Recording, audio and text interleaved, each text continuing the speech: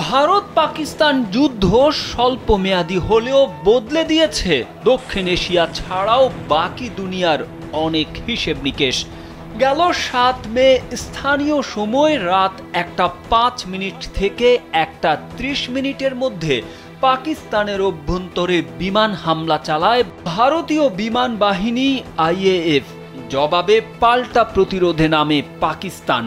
আকাশের লড়াইয়ে ভারত ব্যবহার করে ফ্রান্সের তৈরি অত্যাধুনিক রাফায়েল যুদ্ধ বিমান, আর পাকিস্তান ব্যবহার করে চীনা প্রযুক্তির J-10C ফাইটার জেট। পাকিস্তানের দাবি, এ অভিযানে তারা রচনা করেছে এক নজিরবিহীন ইতিহাস। একটি দুটি নয়, ৫টি ভারতীয় যুদ্ধ বিমান ভূপাতিত করেছে নিজস্ব চীনা প্রযুক্তির J-10C ফাইটার জেট দিয়ে। ভূপাতিত বিমানগুলোর মধ্যে রয়েছে রাফায়েল, যাকে নিয়ে গর্বের শেষ ছিল না ভারতীয়দের। রাফায়েল যুদ্ধ বিমান একটি 4.5 প্রজন্মের বহুমুখী যুদ্ধ বিমান, যার মূল্য প্রায় $১২০ মিলিয়ন। বিপরীতে J-10C একই প্রজন্মের হলেও এর মূল্য মাত্র $৪০ মিলিয়ন। কিন্তু শুধু দামেই নয়, যুদ্ধক্ষেত্রের পারফরম্যান্সেও রাফায়েলের চেয়ে এগিয়ে থেকেছে J-10C। বিশ্লেষকদের মতে J-10Cর হাতে রাফায়েলের পতন সামরিক প্রযুক্তির জগতে একটি মোড় বদলের বার্তা বহন করে। কৌশলগত দৃষ্টিকোণ থেকে পাকিস্তানের এ জয় প্রযুক্তির ব্যবহারে কার্যকারিতা ও কৌশলগত দক্ষতার মিলনকে নির্দেশ করে। পাকিস্তানের সম্প্রচারিত চ্যানেল জিও নিউজ ভারত পাকিস্তানের যুদ্ধ বিমান নিয়ে এক বিশ্লেষণধর্মী প্রতিবেদন থেকে এ তথ্য জানা যায়।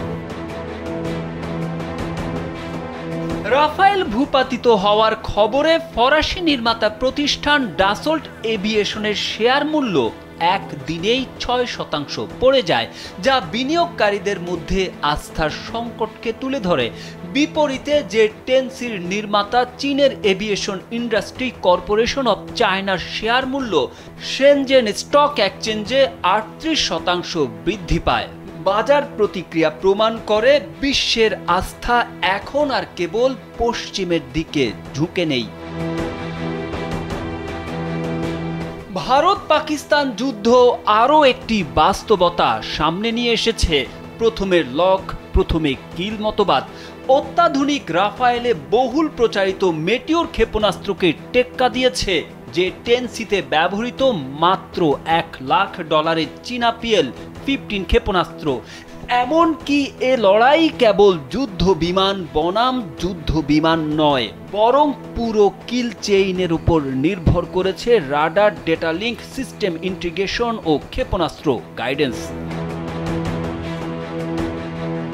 পাকিস্তানের পাইলটদের কৌশল, প্রশিক্ষণ ও পরিস্থিতি অনুযায়ী সিদ্ধান্ত গ্রহণও এই সাফল্যে গুরুত্বপূর্ণ ভূমিকা রেখেছে।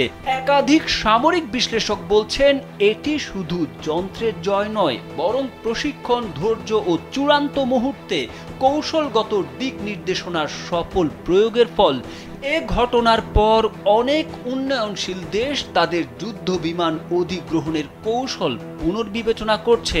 রাফাল, ইউরোফাইটার, টাইফুন ও F-16 মতো পশ্চিমার জেটগুলোর বিকল্প হিসেবে এখন J-10C কার্যকর একটি সমাধান হিসেবে বৈধতা পাচ্ছে।